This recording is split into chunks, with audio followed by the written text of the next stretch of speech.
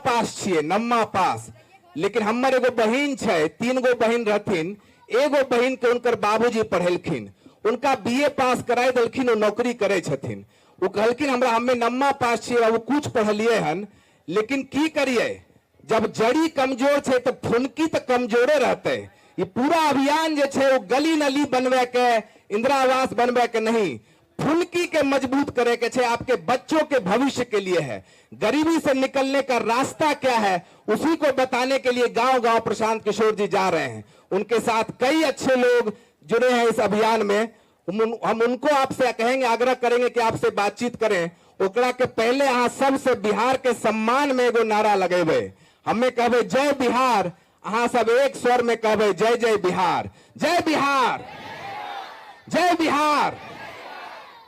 देखियो, फुनकी के मजबूत करे में इतने आवाज, अब जड़ी कमजोर छे तो फुनकी के मजबूत न करे के छे, तेज पूरा जोर से कहे के छे जय बिहार, जय बिहार।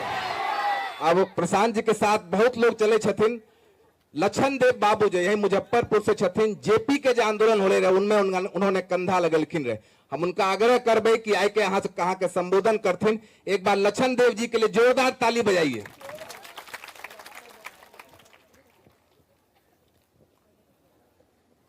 इस सभा में उपस्थित देवियों और सज्जनों, अभी थोड़ी देर से मैं यहाँ बैठा हूँ और आप लोगों के बीच से महिलाओं ने, जवानों ने और किसानों ने, मजदूरों ने, जो लोग भी यहाँ बैठे हैं, उन्होंने जो सवाल उठाया है वो सवाल सुन सुनकर एक तरह से मन में पीड़ा पैदा होती है।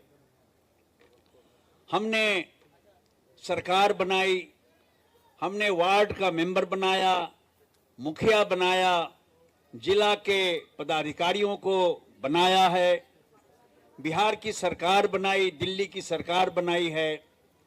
एक भाई अभी बोल रहे थे कि सरकार तो सब कुछ देती है, यहाँ कुछ गड़बड़ हो जाता है। मैं आपसे एक बात पूछता हूँ कि ऐसी सरकार, कदम कदम पर आप रिश्वत देकर अपना काम करते हैं। एक आदमी को कार्ड बनाना है, जो नियम में लिखा हुआ है, हर आदमी को जिसको जरूरत है कार्ड मिलना चाहिए, कार्ड होना ही चाहिए। बिना कार्ड के आपको कार्ड से मिलने वाली कोई सहायता नहीं मिलेगी। मगर कार्ड लेने के लिए आपकी परेशानी जब हम लोग देखते हैं, तरस आती है, बहुत मन परेशान होता है आपकी परेशानी देखकर। एक कार्ड अगर आपको बनवाना है तो 1500 से 2000 और 2500 रुपए तक रिश्वत देनी पड़ती है, घूस देना पड़ता है, तब जाके कहीं कार्ड बनता है। अगर आप वो पैसा न दीजिए तो आपका कार्ड बनेगा नहीं। मैंने देखा है कि 40 साल के आदमी को वृद्धावस्था पेंशन मिल गया, लेकिन 60 साल, 65 साल, 70 साल के आदमी को वृद्धावस्था पेंशन नहीं मिला, क्योंकि 40 साल वाले ने रुपया देकर अपना नाम दर्ज करा लिया, उसको पेंशन मिल रहा है। 60 साल, 62 साल, 65 साल के लोग पैसा नहीं दे पाते हैं, बहुत गरीब हैं, उनको वो सुविधा नहीं मिल पाई। एक एक आदमी को इस बात के लिए तरसता रह जाता है कि हमको कोई सरकारी सुविधा मिल जाए, मिल नहीं पाता है। आप चले जाइए, किसी भी काम के लिए आप जाइए। अब मैं बहुत लंबा न बोलकर, क्योंकि यहाँ इस अभियान के जो सूत्रधार हैं प्रशांत किशोर जी आपसे बात करेंगे, इसके कारण बताएंगे। लेकिन आपसे एक बात मैं पूछता हूं, जमीन की रजिस्ट्री जहां रजिस्ट्री ऑफिस में होती है, एक एक आदमी को मालूम है कि बिना रिश्वत दिए वहां एक भी कागज आगे नहीं बढ़ सकता है। सबको मालूम है, गांव के लोगों को मालूम है, जो लोग जमीन खरीद बिक्री करते हैं सब जानते हैं कि बिना घूस दिए हुए कोई काम नहीं होगा। सब लोग जानते हैं कि बिना घूस दिए हुए थाना में हमारी दरखास्त नहीं रखी जाएगी। सब कोई जानते हैं कि अगर ब्लॉक में हमको सर्टिफिकेट एक लेना है, वो प्रमाण पत्र लेना है, वो बिना पैसा दिए हुए हमको वो प्रमाण पत्र नहीं मिलेगा। हर आदमी जो बात जानता है, हमारी सरकार नहीं जानती है, हमारे एमएलए नहीं जानते हैं, हमारे एमपी नहीं जानते हैं, हमारे मुख्यमंत्री जी नहीं जानते हैं, सरकार कोई जानती ही नहीं है कि हर स्तर पर रिश्वतखोरी हो रही है। आखिर इसका कारण क्या है? और जो कारण है अगर उसका निवारण नहीं होता है तो ये सरकारें किस काम की हैं? क्यों हम सरकार बना रहे हैं और सरकार चला रहे हैं? देखिए, हर सरकार बनती है हमारे पैसे से और चलती भी है हमारे ही पैसे से। सरकार बनती है हमारे वोट से और सरकार चलती है हमारे टैक्स से। वो सरकार अगर हमारी इतनी सुध न ले सके, हमको इन रिश्वतों से, घूसखोरी से, गरीबी से, बदहाली से निकाल न सके, तो वो सरकार किस काम की है, ये हमको सोचना पड़ेगा। वही सोचने के लिए जन स्वराज अभियान एक व्यापक कार्रवाई कर रहा है, कार्यक्रम चला रहा है कि हम समझें कि हमारी हालत ऐसी क्यों है। इसी बात के लिए इतना बड़ा जन स्वराज अभियान चल रहा है। इसी बात के लिए प्रशांत किशोर जी गांव-गांव, सड़कें घूमकर आपकी समस्याओं को सुन रहे हैं और जो इन्होंने समझा है उसका समाधान भी बता रहे हैं।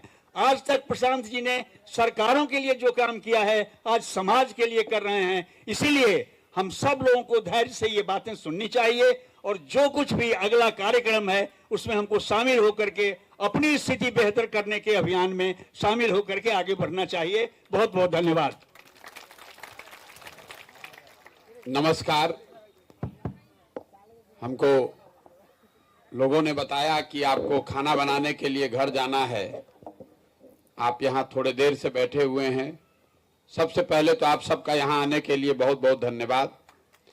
मेरा ही नाम है प्रशांत किशोर और आप जहाँ बैठे हुए हैं ये कोई राजनीतिक अभियान नहीं है, जन स्वराज कोई पार्टी दल नहीं है और हम आपसे वोट मांगने नहीं आए।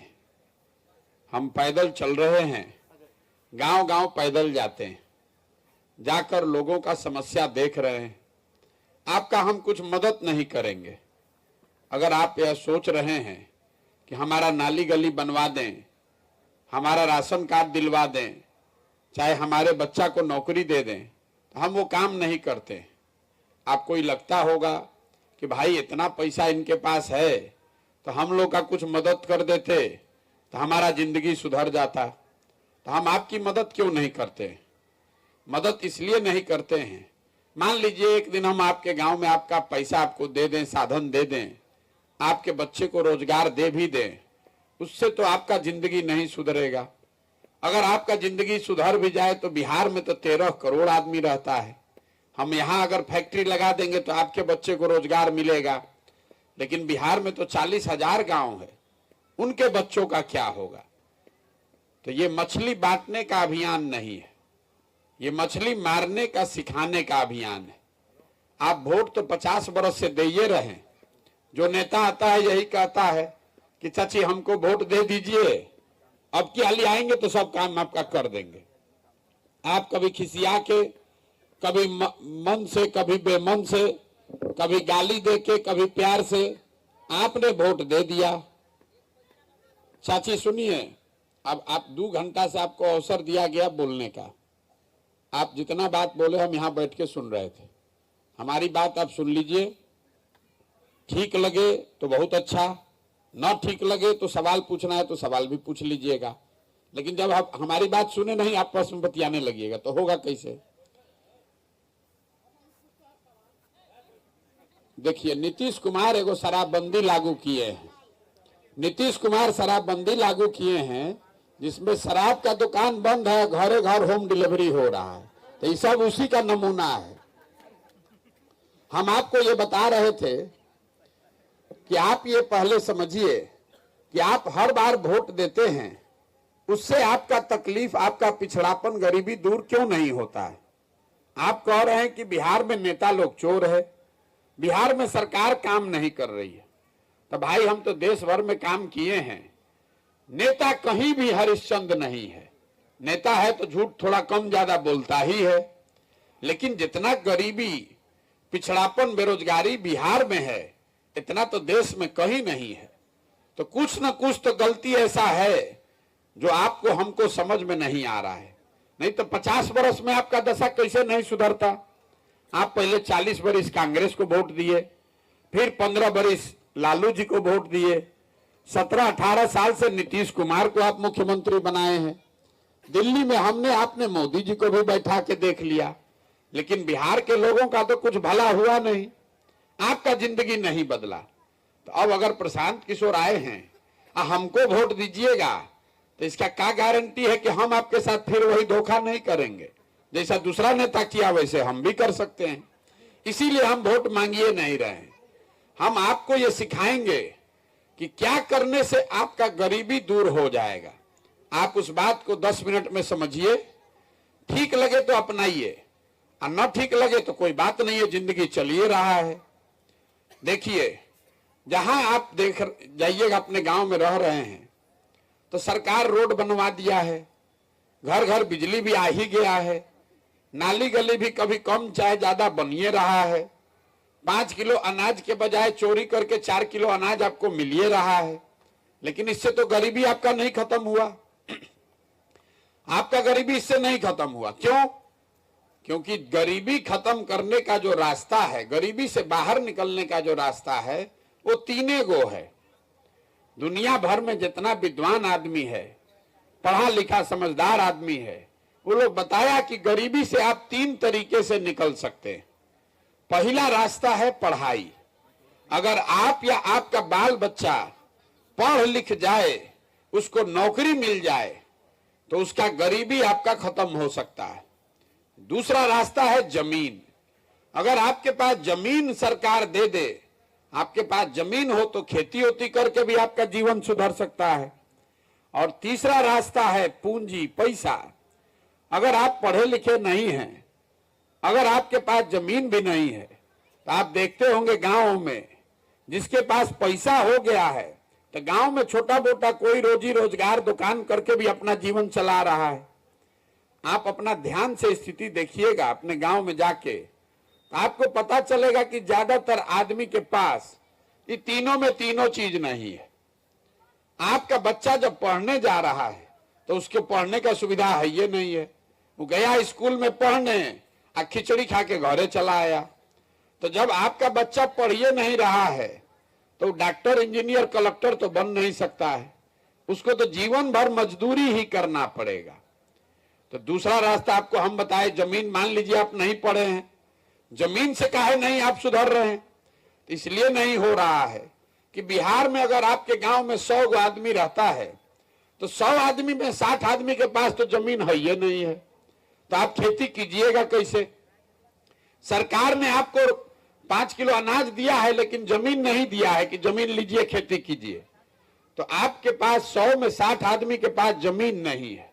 आज जो 40 गो आदमी बच गया जिसके पास जमीन है, उसमें ज्यादातर आदमी, 35 गो आदमी के पास 2 बीघा से कम जमीन है। तो जो आप हम खेती करते हैं, एक महिला हमारे साथ आज चलते हुए आ रही थी, पूछे कितना जमीन है आपके पास? तो बोले 5 कट्ठा बाबू जमीन है। तो क्या इसमें होता है? तो इतने होता है कि बाल बच्चे का पेट भर जाए, खाने कमाने का उपाय नहीं है। तो जो आप और हम खेती करते हैं, इससे कमाने का जुगाड़ नहीं है, खाने का उपाय है, बाल बच्चा का पेट भर जाएगा। तो आपके बच्चा के पास पढ़ाई का साधन है नहीं और खेती से कमाई का जरिया है नहीं, तो एक रास्ता बचा। अगर आपको सरकार पैसा दे देता, कर्जा दे देता कि लीजिए कुछ काम कर लीजिए, रोजी रोजगार कर लीजिए, तो आप 4 गो भैंसे गाय खरीद लेते, वही पाल के दूध बेच के कुछ पैसा कमा लेते, बकरी पाल लेते, किराना का, फार्चून का, खाद का दुकान खोल लेते, साड़ी कपड़ा का व्यापार कर लेते। वो आप क्यों नहीं कर पा रहे हैं? वो इसलिए कि आप लोग जो 100 लोग यहाँ आए हैं, अगर तो 100 में 80 आदमी ऐसा है जिसको एक दिन में 100 रुपया भी कमाई नहीं है। आपको 100 रुपया का भी कमाई नहीं है। तो इस महंगाई के जमाना में अगर आप 100 रुपया भी नहीं कमाते हैं तो क्या खाइएगा, क्या बचाइएगा? आप बिजनेस व्यापार कैसे कीजिएगा? तो आपके पास पढ़ाई है नहीं, खेती से कमाई है नहीं और रोजी रोजगार करने के लिए पैसा है नहीं, तो गरीबी से निकलिएगा कैसे? जिसको वोट देना है दे दीजिए, सरकार जिसका बनाना है बना दीजिए। आप सरकार चाहे रोड बना दे कि आपको बिजली ला दे, सरकार 4 किलो अनाज दे दे कि सिलेंडर बांट दे, आप गरीबी से नहीं निकल सकते। गरीबी से तब निकलिएगा जब आपके बच्चों के पढ़ने का व्यवस्था हो जाए। गरीबी से तब निकलिएगा जब सरकार आपको जमीन दे दे, लीजिए 1 बीघा जमीन, इस पर खेती कीजिए। और गरीबी से तब निकलिएगा जब आपको घर घर सरकार कर्जा दे लीजिए पैसा, व्यापार कीजिए, साधन कीजिए, रोजगार कीजिए, ताकि आप काम धंधा करके कमा के कर्जा वापस कर दीजिए। तो आप ये पूछेगा कि भैया जब यह 3 गो रास्ता है तो ये होगा कैसे? यही बताने आए कैसे होगा। अब आपको लग रहा है कि भाई वोट तो हम ठीके दे रहे हैं, तो हमारा दशा सुधर का है नहीं रहा है। ये बात ठीक नहीं है। आपको लग रहा है कि आपने वोट ठीक दिया, सरकार नेता काम नहीं कर रहा, उसको बैठ के गरिया रहे हैं। हम कह रहे हैं कि नहीं, आपने जिस चीज के लिए वोट दिया है वो तो आपको मिल ही रहा है। आपने वोट, आपका वोट का जो ताकत है, वोट आपको चाहे जिसको देना है दीजिए। आप दिन रात यही सोचते हैं कि वोट किसको दें। हम आपको ऐसा मंत्र बता रहे हैं कि वोट जिसको देना है दे दीजिए, लेकिन जिस काम के लिए दीजिएगा वो अपने आप हो जाएगा। कैसे? आपको बता रहे हैं। आप यहां बैठे हुए हैं, सब लोग अयोध्या में राम मंदिर बनाने के लिए गांव में आप जाके वोट दिए मोदी जी को, तो अयोध्या में राम मंदिर बन रहा है कि नहीं बन रहा है? बताइए, बोलिए जोर से, बन रहा है कि नहीं बन रहा है? तो राम मंदिर बनाने के लिए वोट कौन दिया था? आप दिए थे। आपने नीतीश कुमार को वोट दिया कि घर घर में बिजली आ जाए। पहले बिहार में बिजली नहीं आता था, 10-10 दिन बिजली नहीं रहता था। तो नीतीश बाबू को हम लोग वोट दिए कि बिजली घर घर आ जाए। तो बिजली का बिल चाहे 2000 आए कि 6000, घरे घरे बिजली आया है कि नहीं आया? बताइए, आया है कि नहीं आया है? आपने वोट दिया मोदी जी को कि 5 किलो अनाज ही दे रहे हैं। तो बिहार में कितना भी चोरी भ्रष्टाचार है, 1 किलो काट के 4 किलो अनाज मिल रहा है कि नहीं मिल रहा है? आपने वोट दिया जात के नाम पर कि अपना जात वाला नेता को वोट देंगे। तो भैया आपका दुर्दशा चाहे जितना हो, जो भी आपके जात का नेता है, वो नेता और उसका बच्चा आपसे बढ़िया दशा में रह रहा है कि नहीं रह रहा है? अरे बोलिए, रह रहा है कि नहीं रह रहा है? नेता सब राजा बन के घूम रहा है कि नहीं घूम रहा है? आपने वोट दिया मोदी जी का चेहरा देख के। जिससे पूछते हैं तो कहता है मोदी जी को देख के वोट दिए। तो आपका सांसद विधायक आपको अपना मुंह दिखाए चाहे नहीं, मोदी जी रोज अपना चेहरा अखबार में, टीवी में, मोबाइल में लाकर दिखा रहे हैं कि नहीं दिखा रहे? आपने कहानी सुना, वोट दिया कि मोदी जी गुजरात में बड़ा विकास किए। तो गुजरात में मोदी जी विकास कर रहे हैं, वहां फैक्ट्री चल रही है, और आपके घर का सवांग बाल बच्चा गुजरात में जाकर मजदूरी कर रहा है कि नहीं कर रहा है? कटा रहा है ना। तो हाँ, तो वोटवा आप ही न दिए तो कटाएगा कौन? हम। तो अगर आप जिस चीज के लिए वोट दिए हैं वो चीज आपको मिल रही है। अब आपसे यहाँ जितने लोग आए हैं आपसे पूछ रहे हैं, आपके बच्चे के लिए पढ़ाई का व्यवस्था होना चाहिए कि नहीं होना चाहिए?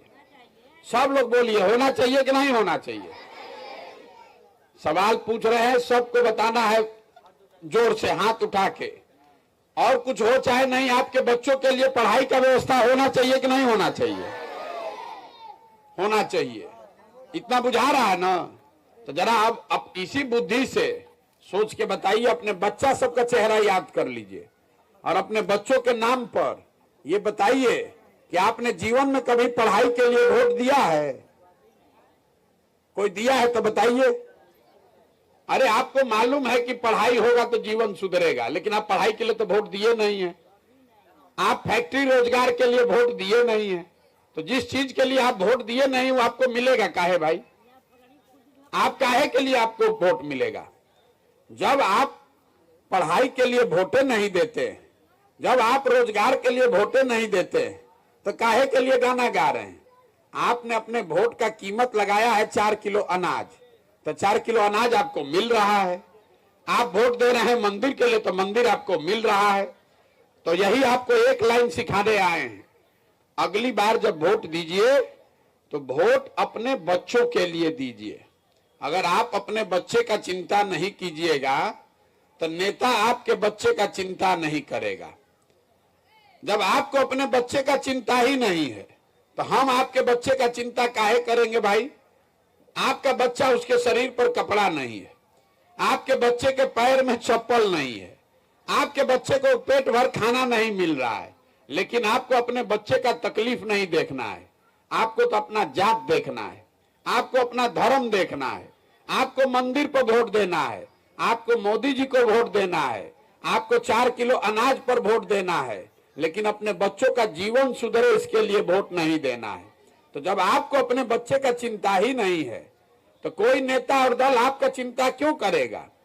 इसीलिए हम पैदल चल रहे हैं, आपको जाकर ये समझा रहे हैं कि एक बार अपने जीवन में संकल्प लीजिए कि अगली बार वोट जाति पर नहीं, धर्म पर नहीं, नाली गली और 5 किलो अनाज के लिए नहीं देंगे। हमको आपका वोट नहीं चाहिए, हम तो दलें नहीं बनाए हैं तो हमको वोट कर दीजिएगा। हमको आपका वोट नहीं चाहिए। आपको ये सिखा रहे हैं कि अगर अपना जीवन सुधारना है तो संकल्प लीजिए कि अगली बार वोट जाति धर्म पर नहीं, नाली गली पर नहीं, 500 रुपया के लिए नहीं, वोट अपने बच्चों के लिए देंगे।